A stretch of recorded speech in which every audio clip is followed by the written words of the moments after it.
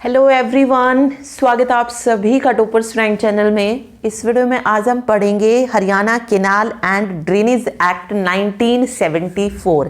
ठीक है, एग्जाम के पॉइंट ऑफ व्यू से अगर हम बात करें तो ये इंपॉर्टेंट बनता है, क्योंकि जिस तरीके से ग्राम सचिव में धाराएं पूछ ली गई थी तो उसी तरीके से जो है ड्रेनेज एक्ट से भी जो है क्वेश्चन पूछा जा सकता है। देखिए, श्योरिटी नहीं है कि पूछा ही जाएगा, सिर्फ एक चांस हमें लेना है। ऑब्वियस है, अगर हम पढ़ लेंगे तो कोई नुकसान हमें नहीं होगा, लेकिन अगर हम पढ़कर नहीं गए और वो पेपर में आ गया तो उससे ज़रूर हमारा नुकसान हो जाएगा। ठीक है, तो जस्ट हम पढ़ेंगे इसको, ज़्यादा बड़ा नहीं है, बिल्कुल थोड़े बहुत पॉइंट्स हैं। 10 भाग जो है इसमें टोटल हैं, उसमें कुछ शीर्षक जो है दिए गए हैं। टोटल 66 शीर्षक है इसमें। ठीक है, 10 भाग हैं और 66 शीर्षक हैं, तो बस वही जानना है कि किस शीर्षक में क्या है और कौन सा भाग किस चीज से रिलेटेड है, क्योंकि भाग से आने के ज्यादा चांसेस है, क्योंकि शीर्षक मुझे ऐसा लगा नहीं कुछ कि बहुत ज्यादा इंपॉर्टेंट है जो पूछा जा सकता है, बट पढ़ना है। ओके, तो चलिए शुरू करते हैं। इसके अलावा जो भी बच्चे ग्राम सचिव की तैयारी कर रहे हैं, अगर वो मॉक टेस्ट लेना चाहते हैं, अपनी तैयारी को चेक करना चाहते हैं, तो परीक्षा ऐप पर जो है मॉक टेस्ट अवेलेबल है। इन मॉक टेस्ट को लेने के लिए आप हमारा कोड यूज कर सकते हैं। कोड है टॉपर्स50। अगर आप कोड यूज करेंगे तो आपको मॉक टेस्ट पे 50% का ऑफ मिल जाएगा। तो जो भी बच्चा इंटरेस्टेड हो, लेना चाहे, ले सकता है। ओके, चलिए शुरू करते हैं। हम पढ़ रहे हैं हरियाणा नहर और जल निकासी अधिनियम 1974। ये जल निकासी को विनियमित करने के लिए एक अधिनियम था। ठीक है, भारत गणराज्य के 25वें वर्ष में 1974 में हरियाणा के विधानमंडल द्वारा ये अधिनियमित किया गया। चलिए अगला हम देखते हैं। सबसे पहले हम बात कर रहे हैं भाग 1 की। भाग 1 में है प्रारंभिक।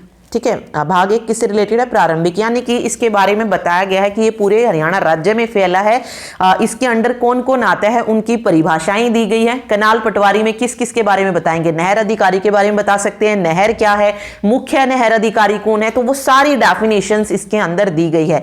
ठीक है, तो आपको भी पता है, मान लीजिए हम किसी भी चीज के बारे में पढ़ते हैं जब, तो सबसे पहले उसमें पता होना चाहिए ना कि ये किस चीज से रिलेटेड है, तो वही है। ठीक है, तो फर्स्ट में ये बता दिया गया कि इसका नाम ये है, दूसरे में इसकी डेफिनेशंस दे दी गई, और तीसरा जो है जो अधिकारी हुई परिभाषाओं में जो हम अधिकारी पढ़ेंगे उनको नियुक्त करने की जो जो शक्तियां हैं वो जो तीसरा शीर्षक है उसमें डाल दी गई।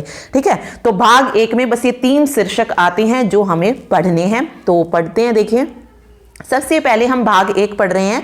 ओके, तो देखिए इसमें क्या है? संक्षिप्त शीर्षक, विस्तार और प्रारंभ। इस अधिनियम का संक्षिप्त नाम हरियाणा नहर एवं जल निकासी अधिनियम 1974 है। तो इसको रटने की जरूरत नहीं है। ऑब्वियस है, जब हम किसी चीज के बारे में पढ़ रहे हैं तो सबसे पहले हमें उसका नाम पता होना चाहिए।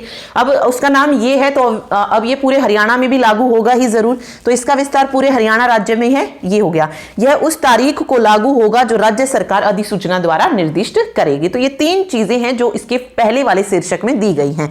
फिर दूसरे में जो है आती है डेफिनेशंस। सबसे पहले जो यहाँ पे डेफिनेशन दी गई है वो नहर की दी गई है, यानी कि केनाल क्या होता है उसके बारे में बताया गया है। तो केनाल में सारी चीजें, पानी के जो भी रिसोर्सेज हैं अपने हरियाणा राज्य में, वो सारे के सारे केनाल में आ जाते हैं। देख लेते हैं। देखिए, पानी की आपूर्ति के लिए राज्य सरकार द्वारा निर्मित, रख रखाव या नियंत्रित सभी नहरें, चैनल और जलाशय ये नहर के अंडर में आती हैं। ऐसी नहरें, चैनलों या जलाशयों से जुड़े आउटलेट, आपूर्ति और पलायन चैनलों सहित सभी कार्य, तटबंध संरचनाएं, सभी जलमार्ग। ओके, ज्यादा नहीं पढ़ना है। नहर की डेफिनेशन दी गई है, तो जितने भी वाटर के रिसोर्सेज होंगे वो सब किस में आ जाएंगे? केनाल में इंक्लूड होंगे। ठीक है, ऑल वाटर कोर्सेज है ये सभी जलमार्ग।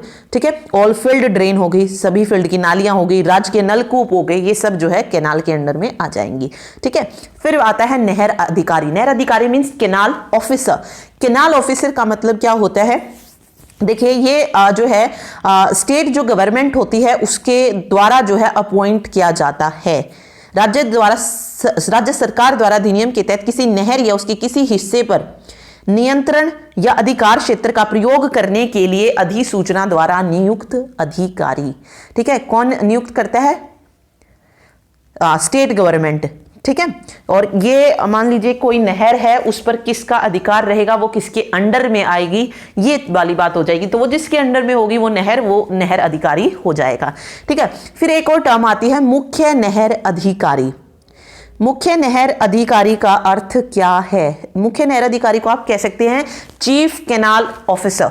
ठीक है, अभी हमने कैनाल ऑफिसर पढ़ा था, तो अगला हो जाएगा चीफ कैनाल ऑफिसर। इसमें क्या है, इसका अर्थ है राज्यों में नहरों के संबंध में सामान्य नियंत्रण का प्रयोग करने वाला अधिकारी।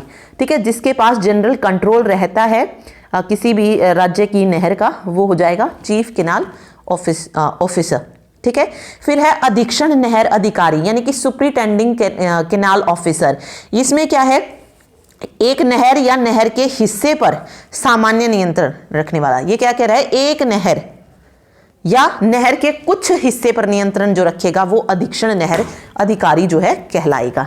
ठीक है, अगला है मंडल नहर अधिकारी। मंडल नहर अधिकारी मतलब डिविजनल कैनाल ऑफिसर। इसका मतलब क्या है, एक नहर के उपमंडल पर नियंत्रण रखने वाला अधिकारी। ठीक है, मींस जो कंट्रोल रखेगा किस पे, sub division of A canal.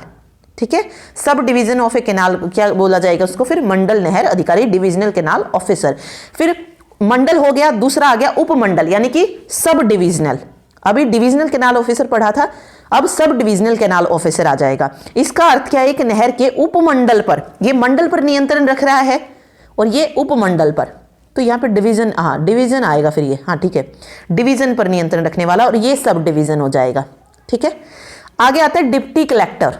Deputy collector का मतलब क्या है, इस अधिनियम के तहत डिप्टी कलेक्टर के कार्यों को करने के लिए नियुक्त एक अधिकारी डिप्टी कलेक्टर होगा। ओके, जो भी डिप्टी कलेक्टर के कार्य होंगे उसके लिए एक अधिकारी जो है नियुक्त किया जाएगा। ठीक है, उसके बाद आता है कलेक्टर। कलेक्टर का अर्थ होता है किसी जिले का मुख्य राजस्व जो अधिकारी होता है उसको बोलते हैं कलेक्टर। इसमें राज्य सरकार द्वारा इस अधिनियम के तहत नियुक्त कोई अन्य अधिकारी की सूचना द्वारा कलेक्टर की सभी या किसी भी शक्ति का प्रयोग करने के लिए शामिल है। ठीक है, जो राज्य सरकार नियुक्त करेगा वो हो जाएगा कलेक्टर। ठीक, आगे फिर आयुक्त दिया गया है। आयुक्त मतलब कमिश्नर। कमिश्नर एक डिवीजन, कमिश्नर का अर्थ है एक डिवीजन का आयुक्त यानी कि कमिश्नर ऑफ ए डिवीजन। ठीक, इस अधिनियम के नियुक्त कोई भी अधिकारी यदि सूचना द्वारा एक आयुक्त की सभी या किसी भी शक्ति का प्रयोग करने के लिए शामिल है, ये भी राज्य सरकार द्वारा नियुक्त कोई भी अधिकारी। ठीक है, फिर आगे कृषि योग्य कमांड एरियर बताया गया है, कल्चरेबल कमांडेड एरियर्स।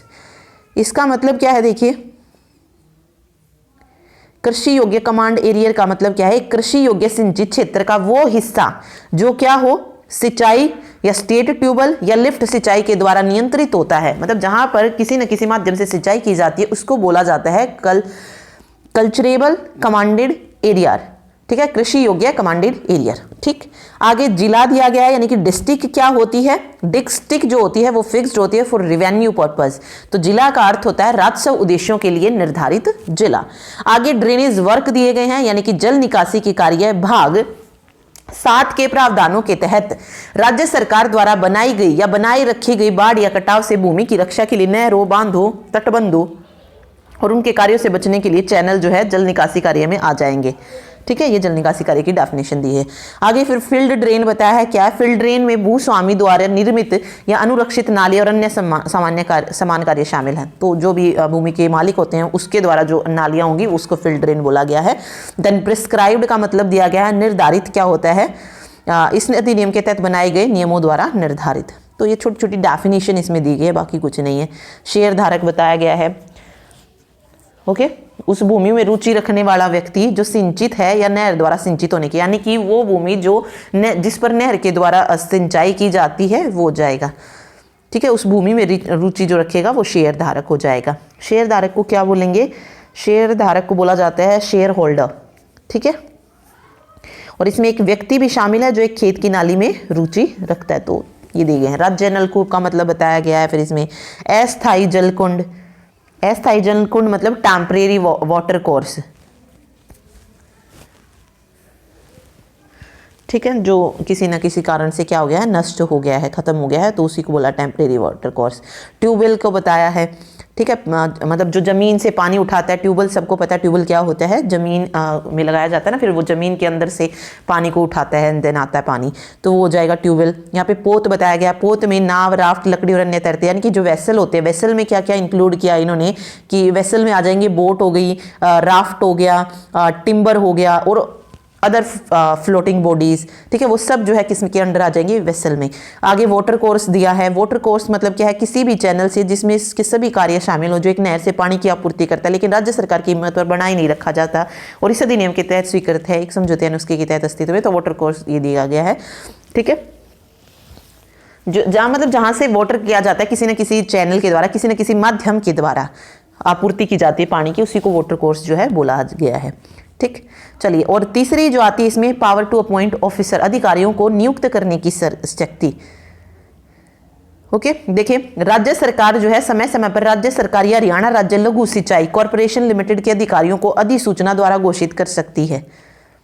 ठीक, कि मतलब अधिकारियों को नियुक्त, अधिकारी जो बना दिए गए हैं उसको जो जो ऑर्डर फॉलो करने हैं, किसको नियुक्त किया गया है, तो वो सारे जो है इसको आ जाएंगे। मीन्स जो भी ऑफिसर अपॉइंट किए गए हैं उसको जब राज्य सरकार कोई ऑर्डर देती है तो वो उसको मानने के लिए बाध्य होगा, उसको वो मानना पड़ेगा। ओके, देखिए, सभी अधिकारी ऐसे अधिकारियों के आदेशों के अधीन होंगे जो राज्य सरकार समय समय पर निर्देश दे। कौन से अधिकारी, जो धारा 2 के खंड 2 में हमने पढ़े हैं, 2 के खंड 2 में जो जो हमने पढ़े, चाहे कलेक्टर है या फिर डिप्टी कलेक्टर है, या और भी हमने पढ़े ना, मंडल नहर अधिकारी है, नहर अधिकारी है, अधीक्षण नहर अधिकारी है, तो वो जो भी राज्य सरकार उनको कमांड देगी वो मानने के लिए उसको बाध्य होंगे, उनको माननी पड़ेंगी वो चीज़ें। तो ये 3 उसमें बताए गए हैं।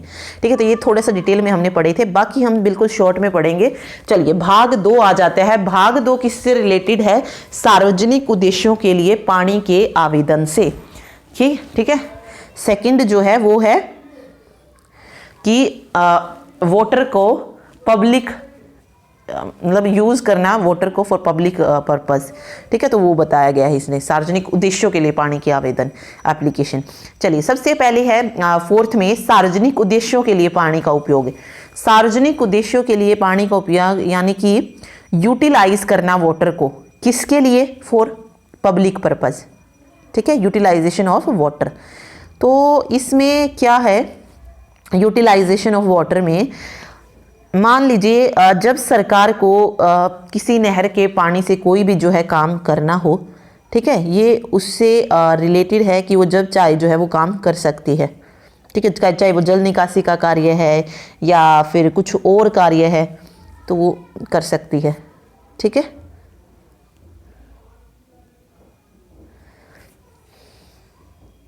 कोई भी नदी है, नाला है, नहर है, उससे रिलेटेड जब भी कोई जब भी मतलब कभी भी राज्य सरकार को उसको उपयोग में लाना है किसी पर्पस के लिए तो वो ऐसा कर सकती है। ठीक है, इसमें एक और है, अगर ऐसा करने से किसी को कोई व्यक्ति किसी रीजन से प्रभावित हो रहा है तो वो क्या कर सकता है, मुआवजे के दावे का भी जो है वो हकदार होता है। अगर राज्य के किसी काम से जो है उसको कोई प्रॉब्लम हो रही है तो वो इस मुआवजे का दावा किसमें करेगा, धारा नंबर 7 में जाके। ये रहा नुकसान के लिए मुआवजा। तो जिसको इस जो काम हो रहा है सार्वजनिक उद्देश्य के लिए जो पानी का उपयोग किया जा रहा है उससे अगर किसी को प्रॉब्लम होगी तो वो जाके जो है हर्जाने का दावा जो है कलेक्टर के सामने कर सकता है। ठीक है, 5वें नंबर में क्या है, नलकूपों की स्थापना पर रोक लगाने की शक्ति। इसमें क्या है कि राज्य सरकार, ठीक है, किसी को जो है नलकूप की जो लगाना है उस पर जो है प्रतिबंध लगा सकती है। फिर उसके लिए कुछ रूल्स दिए गए हैं, अगर वो उसको फॉलो नहीं करते हैं तो वो वहां पर प्रतिबंध लगा सकती है। ठीक है, अंदर नहीं जाना, डिटेल में नहीं घुसना है, जस्ट पढ़ना है कि 5 में ये है। फिर आती है नहर अधिकारी की शक्ति। जो कैनाल ऑफिसर होता है उसकी शक्ति इसमें बताई गई है कि कैनाल ऑफिसर क्या कर सकता है कि अगर मतलब जहां का भी वो ऑफिसर है, जो भी नहर उसके अंडर आती है, अगर उससे सटे किसी भी भूमि में जो है उसको घुसने का अधिकार होता है, क्योंकि अगर वहां पर उस नहर से सिंचाई की जा रही है तो उसको उस भूमि में घुसने का पूरा अधिकार है। अगर वहां पर कोई काम उसको करना है और फसल अगर खड़ी है तो उसको भी जो है वो हटा सकता है। मतलब कोई भी बाधा है वो उसको मतलब कोई भी चैनल है वहां पे, कोई भी माध्यम जिससे कि उससे पानी आ रहा है उसको बंद कर सकता है। अगर कोई ट्यूबवेल आ रहा है तो उसको जो है वो खत्म करवा सकता है वहां से। तो ये नहर अधिकारी की कुछ शक्ति दी गई है जो नहर से सटे हुए जमीन होती है उससे रिलेटेड। ठीक है, तो वो बताए गए हैं इसमें। फिर यहाँ पे एक नुकसान के लिए मुआवजा दिया गया, तो वो मैंने आपको बताया किसी भी तरीके का जो है हर्जाने के मुआवजे से रिलेटेड है। ठीक, ओके।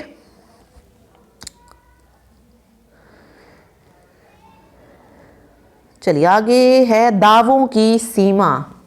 दावों की सीमा क्या है? वही है मुआवजे का दावा कब तक आप कर सकते हैं, फिर उसकी जांच से रिलेटेड हो गया। देखिए पहले दावों की सीमा कि क्या क्या उसने दावे किए हैं। ओके, कलेक्टर मतलब जो भी हर्जाने का दावा कर रहा है, मुआवजे का दावा कर रहा है, तो वो मतलब उसको कलेक्टर को संतुष्ट करना है कि ऐसी चीज़ है। ओके, फिर यहाँ पे जो है उसकी जांच की जाएगी। मतलब कलेक्टर जो अगर कोई इस तरीके का दावा कर रहा है तो उसकी जो है जांच कर सकता है। फिर आता है जलापूर्ति बाधित होने पर किराए में छूट। ओके, जल की आपूर्ति में जब कोई बाधा आती, कोई रुकावट या कमी होती है तो उससे रिलेटेड है। ठीक है,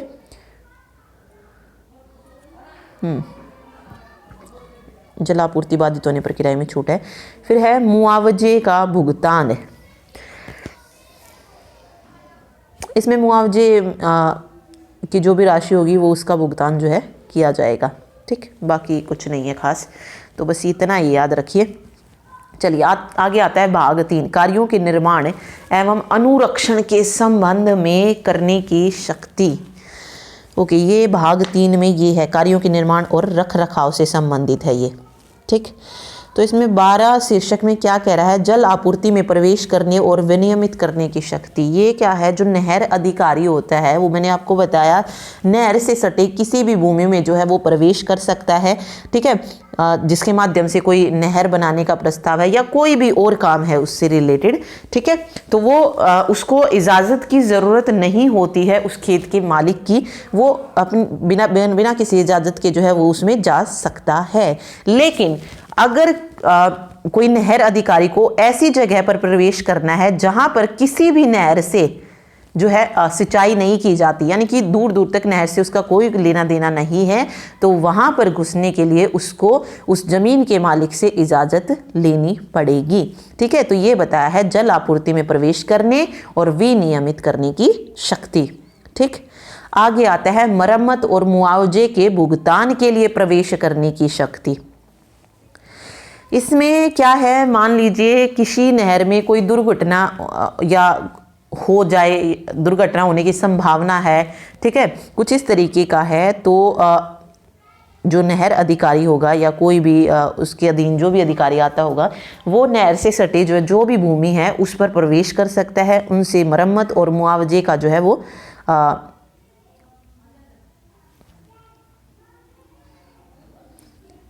मतलब मुआवजा जो है वो उनसे मांग सकता है, भूमि के मालिकों से। ठीक है, ओके, कौन? नहर अधिकारी। ठीक, तो ये उससे रिलेटेड हो जाएगा। अगला है नहरों को पार करने के साधन उपलब्ध कराएगी राज्य सरकार। ओके,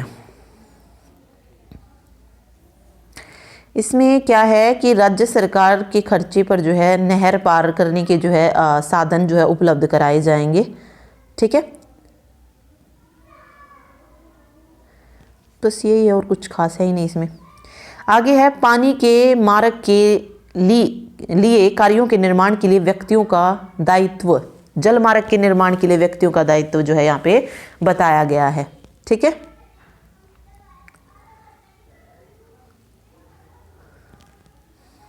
बस यही है। जो भी जल मार्ग वगैरह जो बनाना है उसके लिए किस तरीके से काम करना है वो इसमें बताया गया है। आगे है जल मार्ग का संयुक्त रूप से उपयोग करने वाले व्यक्तियों के बीच दावों का समायोजन और उसकी वसूली।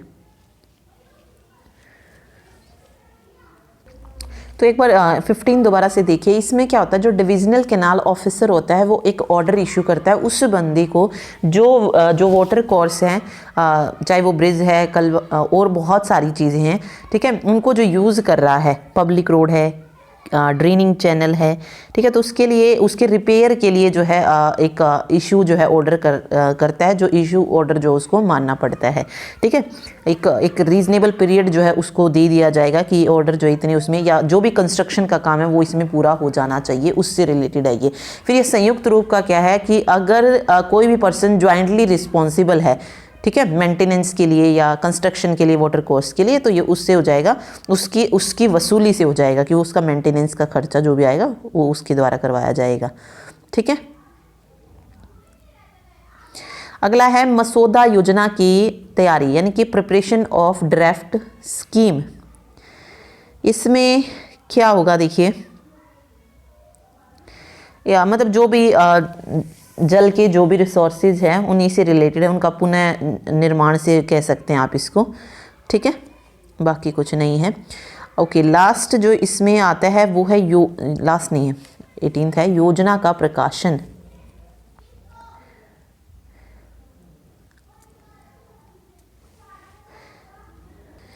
योजना का प्रकाशन मीन्स जो भी स्कीम जो बनाई जाती है उसको पब्लिश करने से रिलेटेड हो जाएगा। ठीक है, मतलब जो भी स्कीम है उसको जल्दी से जल्दी क्या करना, पब्लिश करना। ठीक है, और ये है अनुमोदन के बाद, यानी कि कब स्कीम को पब्लिकेशन करना, आफ्टर अप्रूवल, अप्रूवल के बाद।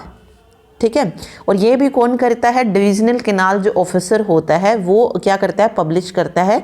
ओके, अप्रूव्ड करने के बाद। ठीक, तो ये हो जाएगा publication of scheme after approval. फिर इसमें अपील एंड रिवीजन दिए हैं।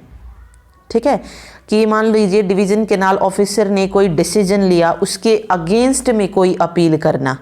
ठीक, तो वो हो जाएगी अपील और संशोधन में। ठीक है, फिर है भूमि अधिग्रहण की सूचना। ये इंपॉर्टेंट हो सकता है कि ये किस उसमें है, तो ये शीर्षक 21 में हो जाएगा। और भाग आपको पता है ये कौन सा है, भाग 3 हम पढ़ रहे हैं, भाग 3, हाँ भाग 3 पढ़ रहे हैं ना। तो भूमि अधिग्रहण की सूचना यानी कि notice of acquisition of land, ये इंपॉर्टेंट है, ये आपको याद होना चाहिए। ओके, तो यहाँ पे डिविजनल कैनाल ऑफिसर जो भी होता है वो क्या कर सकता है, पब्लिश कर सकता है नोटिस, या मतलब जो भी शेयर होल्डर है उसको। ठीक है, तो ये भूमि अधिग्रहण की जो है सूचना हो जाएगी। फिर आगे गया है शेयर धारकों से लागत की वसूली, यानी कि जो रिकवरी करना किसकी, कॉस्ट की, शेयर होल्डर से। ठीक है, अगर मान लो जी कोई भी शेयर होल्डर जो शेयर धारक है वो अपना काम सही से ना कर पाए गिवन टाइम पीरियड में, तो वहाँ से डिविजनल कैनाल ऑफिसर जो है उससे उसकी वसूली से रिलेटेड है, मतलब जो भी कॉस्ट उसको देनी होगी उससे हो जाएगा ये।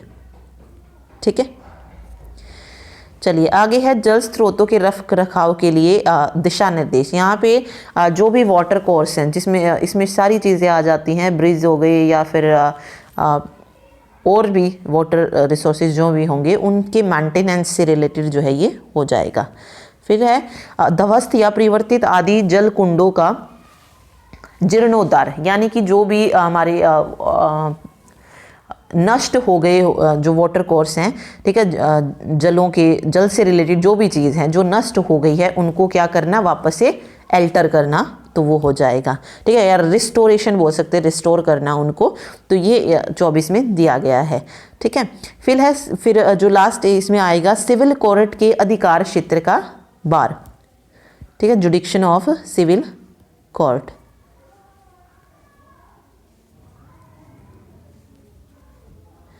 ओके, इसमें क्या बताया गया है, इसमें हमने पढ़ा ना 17 से लेकर 24 तक, 17 से लेकर मसौदा योजना की तैयारी से लेकर 24 तक हमने जो जो पढ़ा, इसमें जो सिविल कोर्ट होती है, जो दीवानी न्यायालय होती है, वो मतलब ये सारी चीज़ें इसके अंडर में नहीं आती है। तो इन मामलों में जो है विचार करने का जो अधिकार है, निर्णय लेने का अधिकार जो है वो सिविल कोर्ट के पास नहीं होता है, जो 17 से 24 हमने पढ़ी हैं। ठीक है, ओके, चलिए आगे आता है भाग नंबर 4। ये है पानी की आपूर्ति के बारे में, जो वाटर सप्लाई होता है उसके बारे में है भाग 4।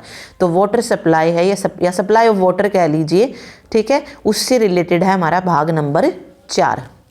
ठीक, सबसे पहले है लिखित अनुबंध के अभाव में जल आपूर्ति नियमों के अधीन होगी।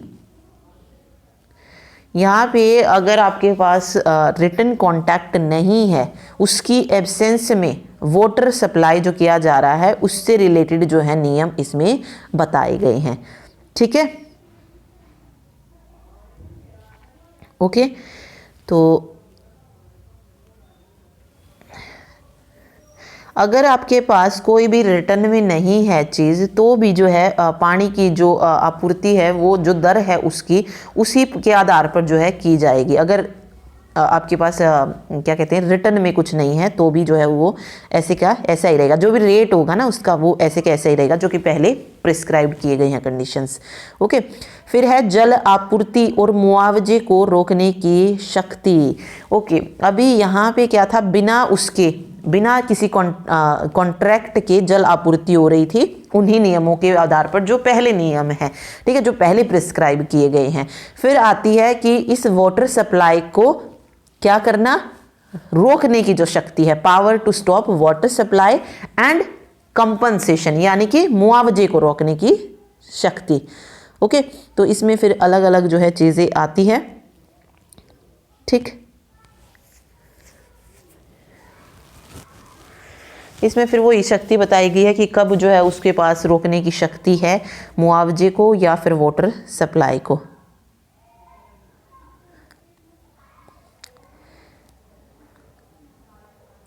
इसमें फिर अलग अलग आता है कि अगर पानी का उपयोग किसी उद्देश्य के लिए नहीं किया जा रहा है तो और फिर भी जो है उसकी आपूर्ति की जा रही, तो वो उस पर आप रोक लगा सकते हैं। मतलब पानी का यूज़ ही नहीं कर रहे हैं किसी भी पर्पज से, तो वैसे फिर उस पर रोक लगानी बनती है। या फिर कोई व्यक्ति जो है किसी अनाधिकृत तरीके से जो है पानी का उपयोग कर रहा है, तो ऐसे व्यक्ति को क्या कर दिया जाता है, जो उसके अगले 2 मोड होंगे उसकी आपूर्ति जो है वो बंद कर दी जाएगी। यानी कि जो अपनी खेतों की सिंचाई के लिए पानी लेते हैं, अगर कुछ रीज़न से वो कुछ गलत कर रहे हैं तो वो उससे रिलेटेड हो जाएंगे फिर अलग अलग मामले। ओके, ये उस वाटर सप्लाई को रोकने से रिलेटेड हो जाएगा। ठीक है, चलिए जी, अगला जो आता है भाग नंबर 5 आता है, इसमें आती हैं पानी की दरें। पानी की दरें यानी कि जो वाटर के रेट हैं ये उससे रिलेटेड है। ओके, तो इस शीर्षक 28 में क्या रखा है, दायित्व जब अनधिकृत रूप से उपयोग करने वाली व्यक्ति की पहचान नहीं की जा सकती। ओके, मतलब कोई अनऑथराइज्डली जो पर्सन है वो मतलब जिसकी पहचान नहीं कर सकते हैं, अगर वो यूज कर रहा है तो उससे रिलेटेड हो जाएगा ये।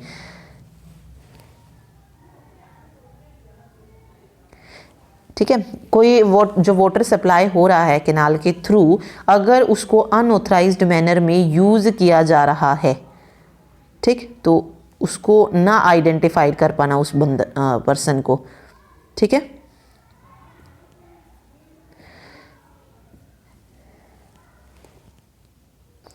तो अब अगर उस पर्सन की पहचान नहीं हुई तो उसके अलावा जिस पर्सन ने उसका लाभ उठाया है, ठीक है, उससे क्या किया जाएगा, उसको जो है फिर शुल्क जो है उसको देना पड़ेगा। तो वो पर्सन जो है फिर जिसने यूज किया होगा वो शुल्क के लिए उत्तरदायी होगा, यानी कि उसको फिर चार्जेस जो है वो देना पड़ेगा। ठीक है, तो ये हो जाएगा। आगे है पानी बर्बाद होने पर दायित्व। ओके, जब पानी बर्बाद करता है, ओके, मतलब किसी भी चाहे जलमार्ग है या किसी और चीज के माध्यम से जो पानी दिया जा रहा था, अगर वो बर्बाद हो रहा है तो जो भी नहर का अधिकारी होगा वो जांच के बाद क्या कर सकता है, उस पर चार्ज लगा सकता है। ठीक है, ऑब्वियसली वो पहले जांच करेगा कि पानी बर्बाद हुआ है या नहीं, या फिर इसने यूज किया है, तो ये उससे रिलेटेड हो जाएगा पानी बर्बाद होने का दायित्व। ठीक है, चलिए अगला है दंड के अतिरिक्त वसूली योग्य प्रभार।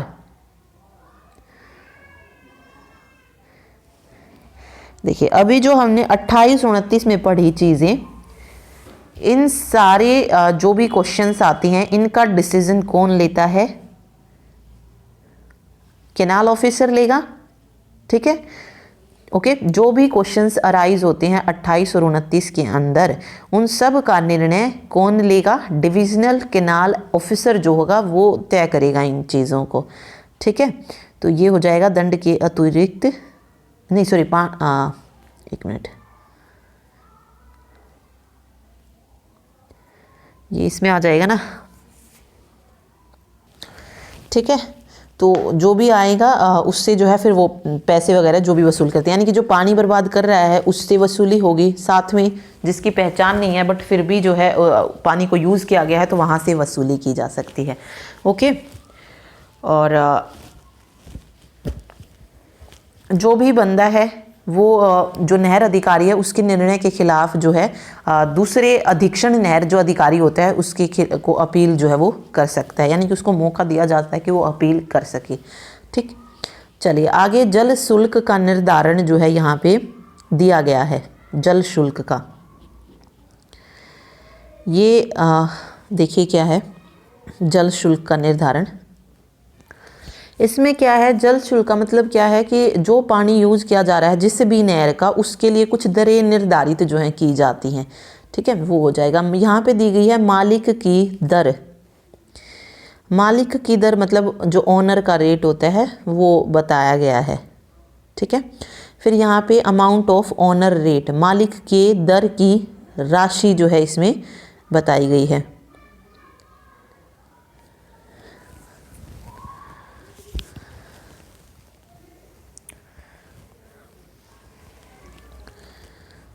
ठीक है, आगे है जल दर किसके द्वारा देय है।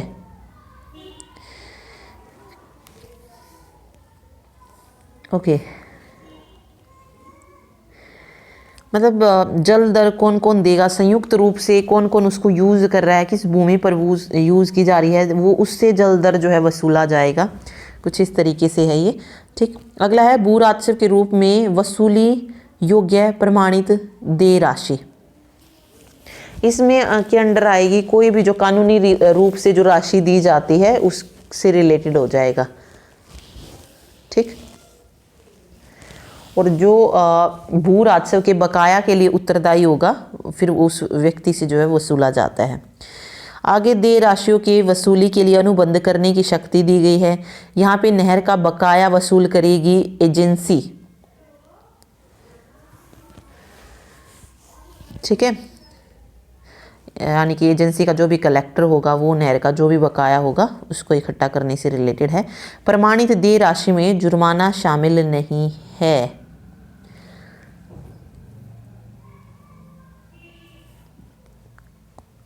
35, 36, 37 में जो है कोई भी जुर्माना लागू नहीं होता। ठीक है, तो ये बस ये बताया गया है। बस ऐसे याद रख लीजिएगा कि किस में क्या है, मेनली सिर्फ इसके भाग हैं, डिटेल है ही नहीं कुछ खास इसमें। ठीक है, आगे फिर ये भाग 6 दिया गया है, नहर नेविगेशन।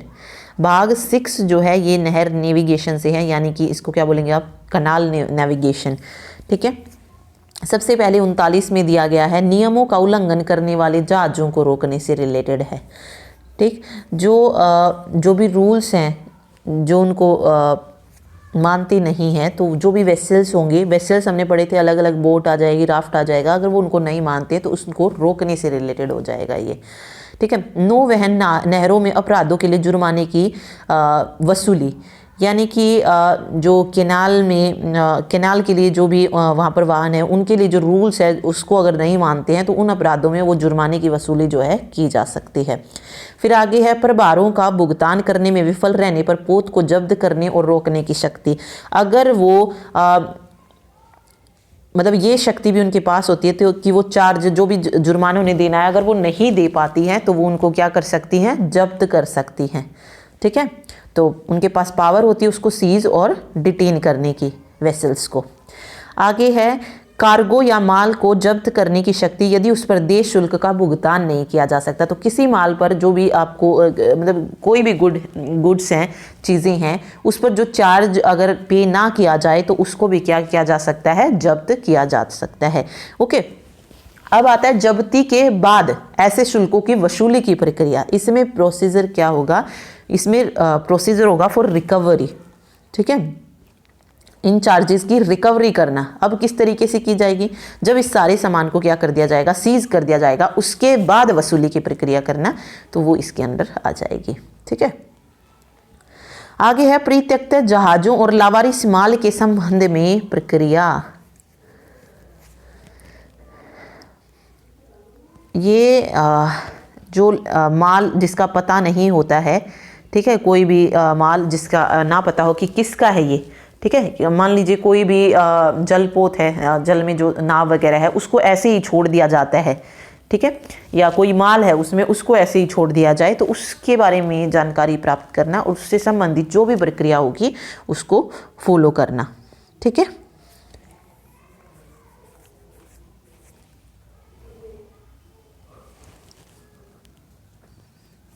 चलिए अगला आता है भाग, एक मिनट, ये भाग 7, भाग 6 था ये, हम ठीक है। भाग 7 आता है जल निकासी। जल निकासी का मतलब क्या होता है? जल निकासी मीन्स आप इसको बोल सकते हैं ड्रेनेज, ठीक है। इसमें सबसे पहले दिया है अवरोधों को प्रतिबंधित करने या उन्हें हटाने का आदेश देने की शक्तियाँ। ड्रेनेज के उसके मतलब जो भी ऑब्स्ट्रक्शंस वगैरह आते हैं उन्हें रिमूव करने से रिलेटेड होता है। पावर टू प्रोहिबिट ऑब्स्ट्रक्शन और ऑर्डर देयर रिमूवल, ठीक है।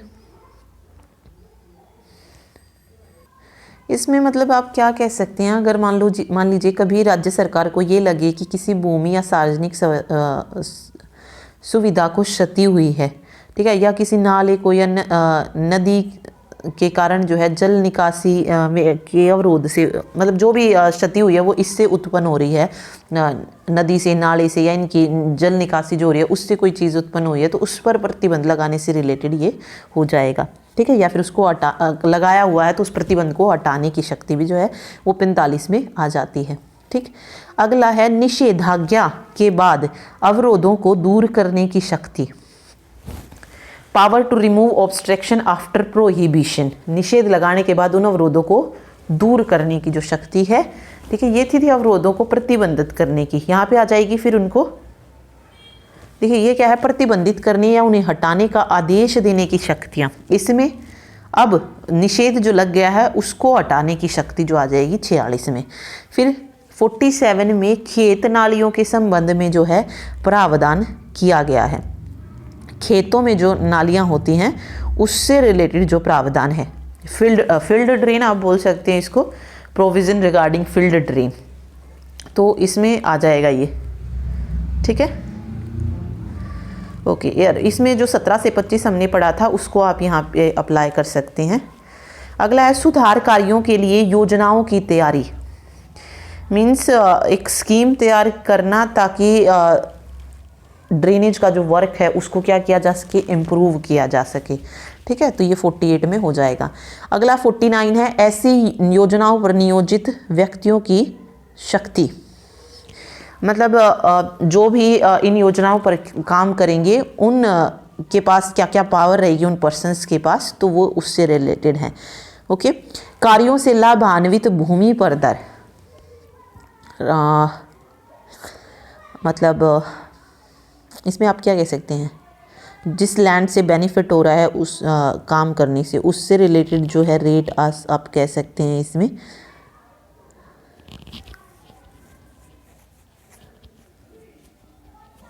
हाँ बस वही है, वसूली से रिलेटेड। फिर दर की वसूली यहाँ पे दी गई है, ठीक है। आगे मुआवजे के लिए दावों का निपटान किया गया है। और 53 में दावे की सीमा बताई गई है।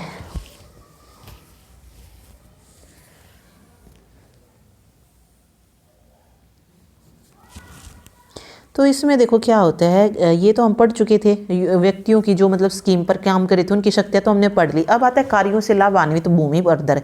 इसमें क्या कर रहा है, जो भी भूमि मालिक होंगे ना उनसे शुल्क लिया जा सकता है, ठीक है। और जो भी लागत होगी, मतलब राज्य सरकार जो भी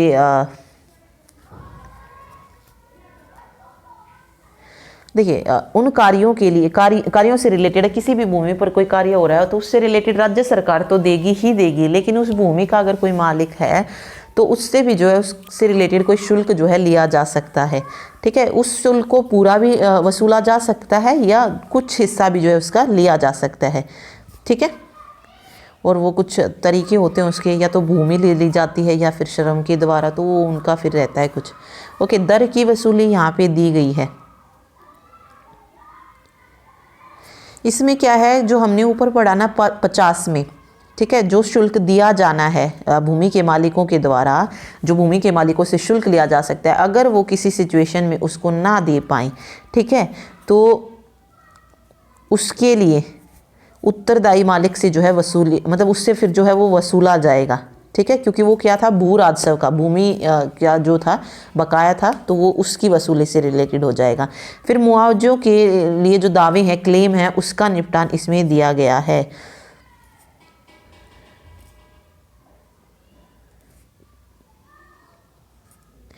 इसमें आप क्या कह सकते हैं, धारा 45 जैसे हमने पढ़ा था ऊपर कि अवरोधों को प्रतिबंधित करने या उन्हें हटाने देने की जो भी थी, ठीक है, मतलब जब ये संशोधित की जाती हैं, या फिर धारा 48 है जो जल निकासी का कार्य है, उसमें जो सुधार कार्य है उससे रिलेटेड जो भी मुआवजा होगा, ठीक है, ये उसमें आ जाएगा, मुआवजे के दावों का निपटान करना, ठीक। और फिर दावे की सीमा बताई गई है,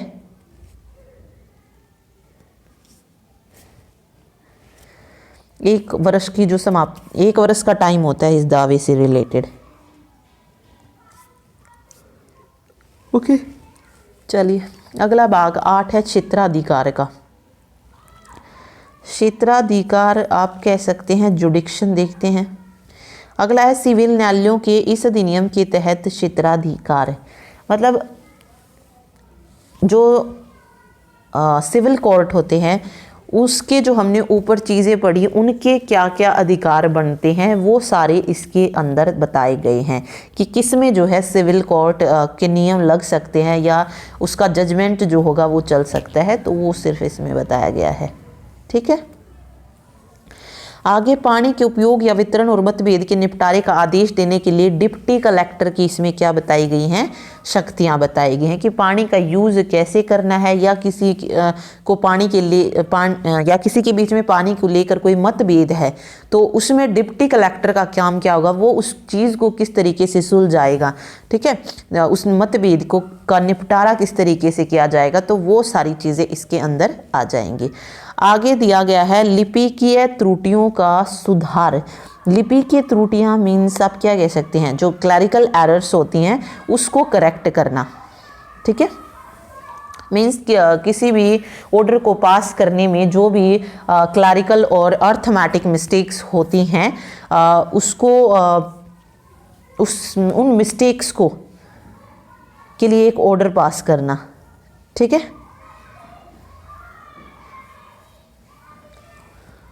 तो उन्हें करेक्ट करने से रिलेटेड आप कह सकते हैं ये। चलिए अगला है गवाहों को बुलाने और उनकी परीक्षा करवाने की शक्ति। अब जो एरर वाला है इसके तहत कोई भी जो है अधिकारी गवाह को बुलाने और मतलब कोई भी अधिकारी जो है गवाह को बुला सकता है और अपनी सारी जो भी शक्तियाँ हैं वो यूज़ की जा सकती हैं, ठीक है।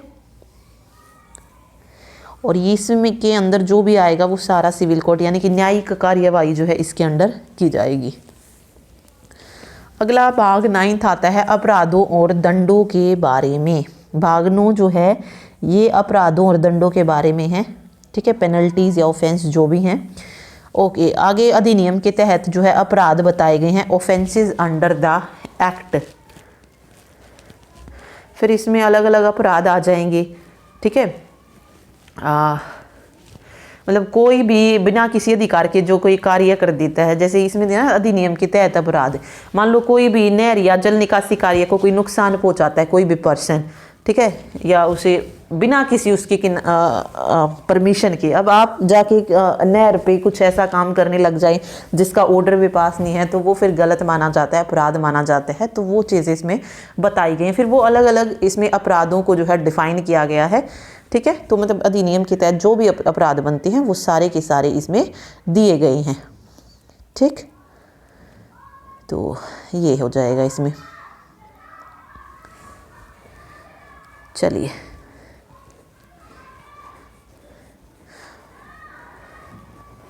अगला जो है वो है अन्य कानूनों के तहत अभियोजन की बचत।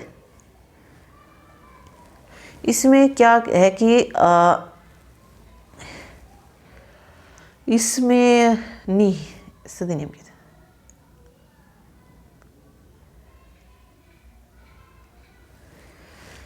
वही है, मतलब जिसने भी दंडनीय अपराध किया है उसको मुकदमा चलाने से जो है उसमें नहीं रोका जाएगा। ठीक है। सद्भावना पूर्वक की गई कार्रवाई का संरक्षण,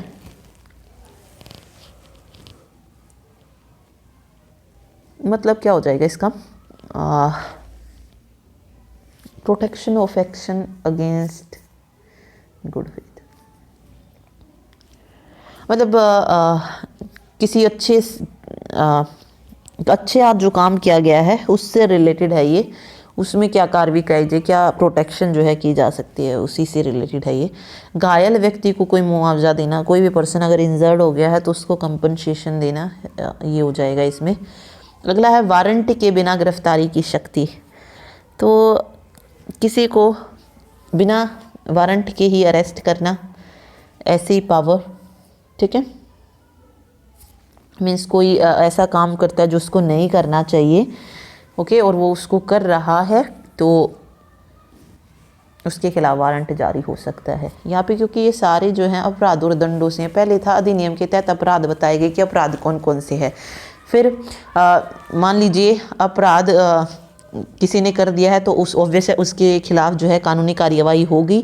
ठीक है। फिर कोई काम इस तरीके का एक अच्छे उससे किया जा रहा है, यानी कि जो भी जल निकासी में कोई छेड़छाड़ जो कर रहा है वो किसी कुछ अच्छे के उसके लिए कर रहा है, तो उससे के प्रोटेक्शन से रिलेटेड है ये। फिर किसी रीज़न से कोई व्यक्ति अगर घायल हो जाता है तो उसको मुआवजे मिलने से रिलेटेड है। वारंट के बिना गिरफ्तारी की शक्ति मैंने आपको बता दिया है।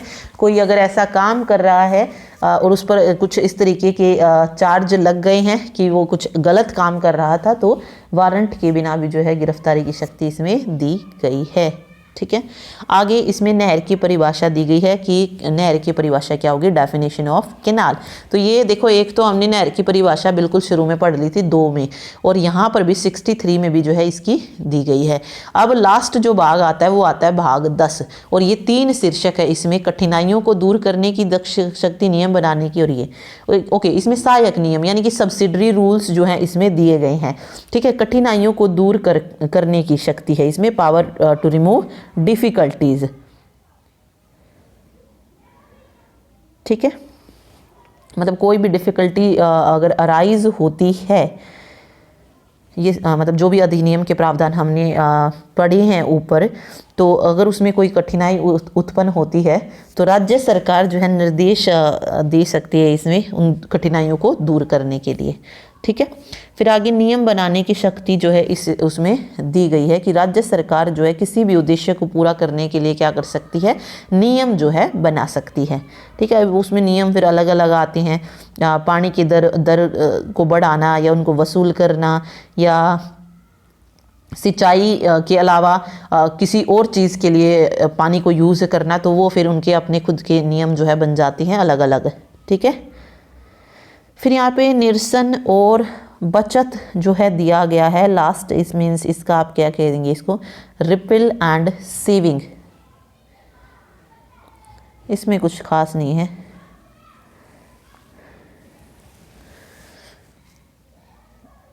इसमें कुछ नहीं बताया गया है।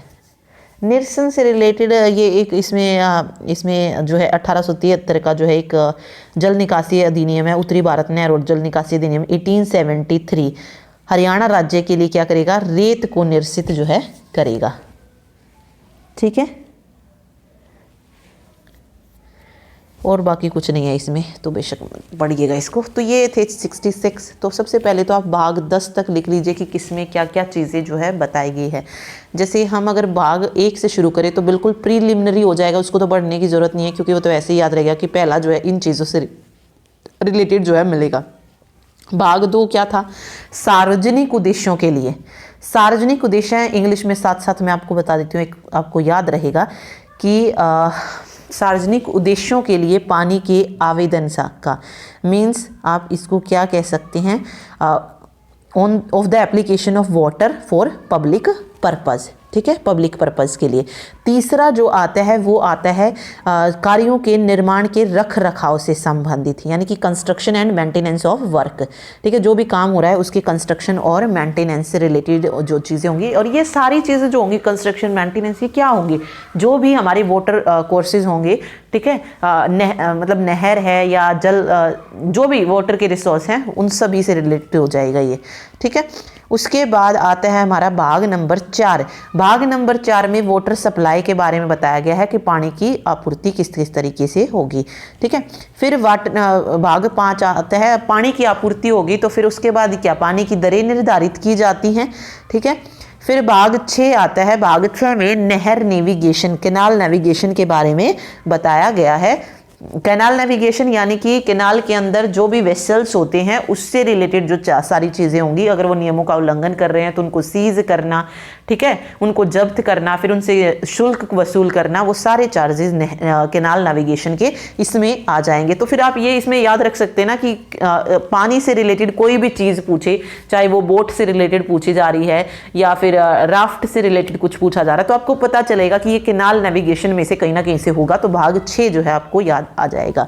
ठीक है, फिर आता है भाग 7। भाग 7 ये जल निकासी से रिलेटेड है। जल निकासी मतलब ड्रेनेज से रिलेटेड है। अगेन इंपॉर्टेंट है ये, भाग 7 जो है ड्रेनेज से रिलेटेड है। ठीक है, तो याद रखिएगा। फिर भाग 8 आता है, भाग 8 आता है क्षेत्राधिकार का। क्षेत्राधिकार को आप क्या बोल सकते हो, क्षेत्राधिकार मीन्स जुडिक्शन यानी कि हाँ, जुडिक्शन हो जाएगा।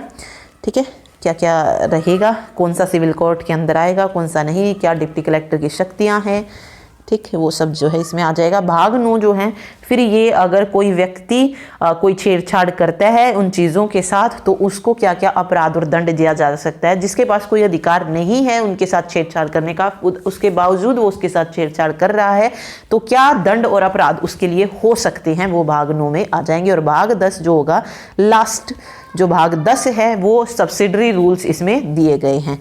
ठीक है, कि नियम जो नियम है ऊपर क्या इनकी शक्तियां हैं, या इन नियमों को बनाते वक्त क्या क्या कठिनाइयां आ रही हैं उनको दूर कर कैसे किया जा सकता है, ये राज्य सरकार बताएगी।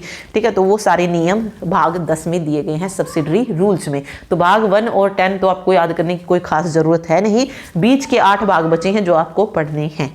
ओके, तो ये था ड्रेनेज एक्ट।